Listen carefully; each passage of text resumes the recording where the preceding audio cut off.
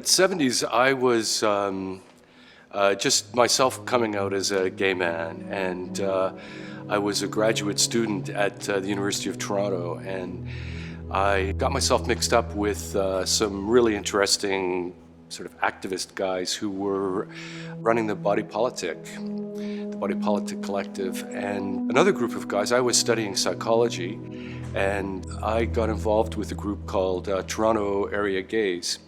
Even in those days before the AIDS epidemic, I think I understood that there was a connection between homophobia and coming out and health and community, and that somehow in some sort of complicated way all those things were related.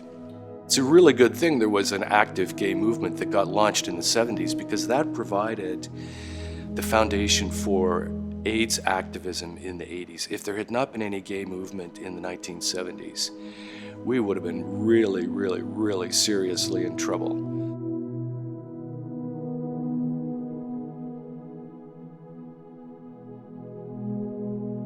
I arrived in Vancouver on the 1st of January 1981. Well, the early 80s were a great time here. Lots of young gay guys. I was in my 30s, the beginning of my 30s, prime time. My good memories are all sort of clouded over by this sense of impending doom.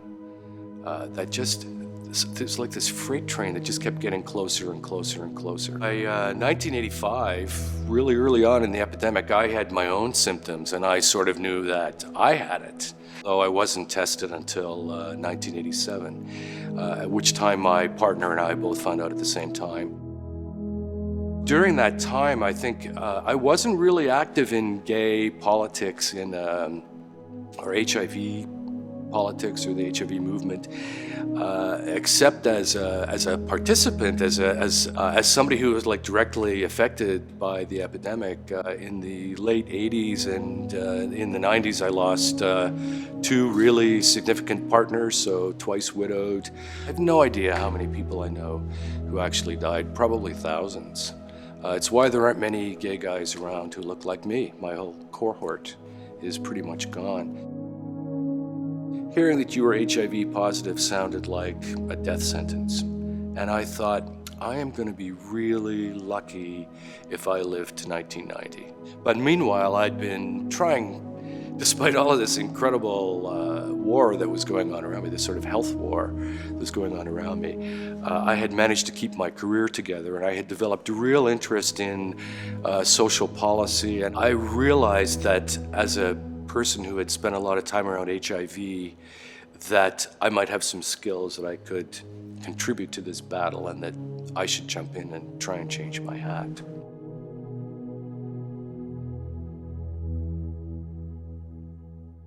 I started AIDS Vancouver in '95. There was actually a pretty strong program, the man-to-man program, and it still had, I'd say, a decent number of volunteers from the gay community. A lot of guys that were volunteering in the program, were no longer finding the same reception when they would go out to the community. I think by '94 in Vancouver, gay guys volunteering in gay men's program, I think we're really starting to feel like the bars didn't want them in there, bathhouses didn't really want them in there, and gay men were out, were there. They were there to party, and they didn't really want the condom police there, sort of bringing it down. I think at the same time, there was something happening in the AIDS organizations. I think there was a slow shift that was happening in organizations. You see it all around Western Europe, all around North America.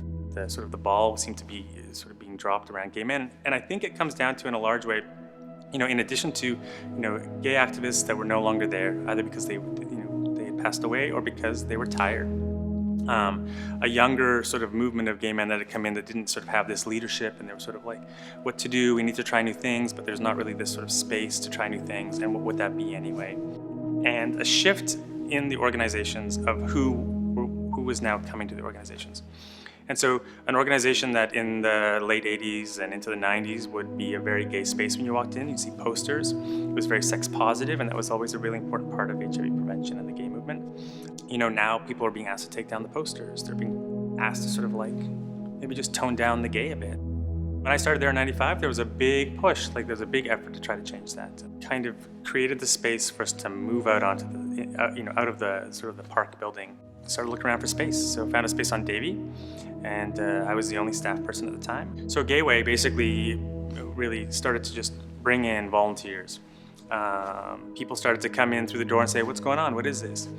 So the programming in the early days was some health promotion campaigning just to try to change and shift gay men's thinking about health, or to let them know that we were shifting our thinking about health to be much broader than HIV. That was the kind of stuff we were doing at Gateway. At the same time as starting to try to talk up this idea of asset-based, gay men's health promotion to other folks in the field. And at Gateway, we were doing a lot with a very, very small budget, but we made it look good. And I think it started to really give the impression that we were getting a lot of resources, and there was a big pushback.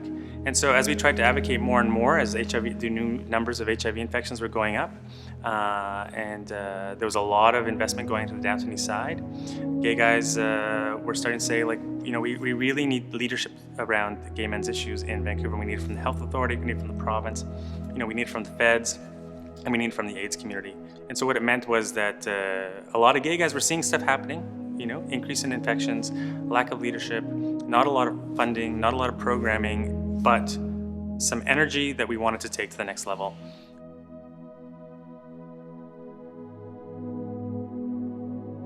The 2007 BC Gay Men's Health Summit, instead of giving a keynote address on what had been happening at Gateway and some of the advances there around programming and our thinking around gay men's health, I instead called for the development of a new gay men's organization. I identified people that had been coming to the summit for years, people that had shown some interest and some leadership around, or wanted to show some more leadership around these issues.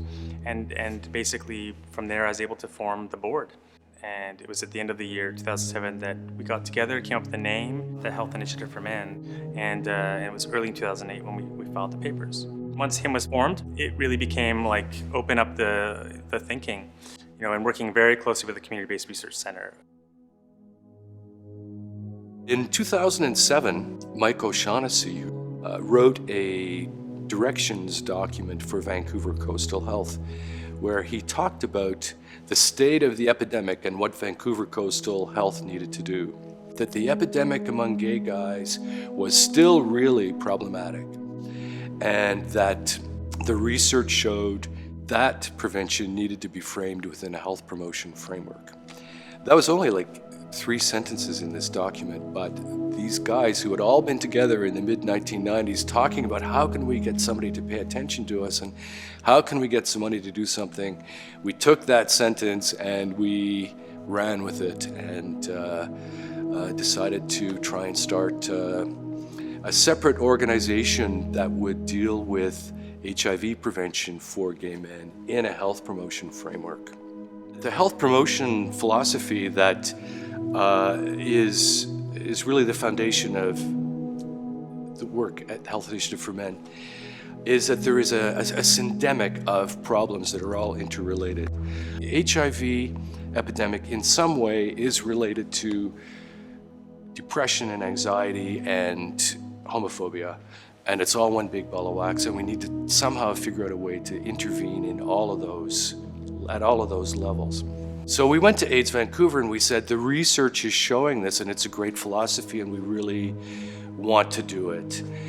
I'm aware that some of the rumors that are around were that the negotiations were difficult and so on, but in actual fact, right up there at the front lines when we were talking to each other, it was hard and it was kind of sad, but everybody knew that this was another one of those difficult moments where a change needed to be made for the good of the populations affected.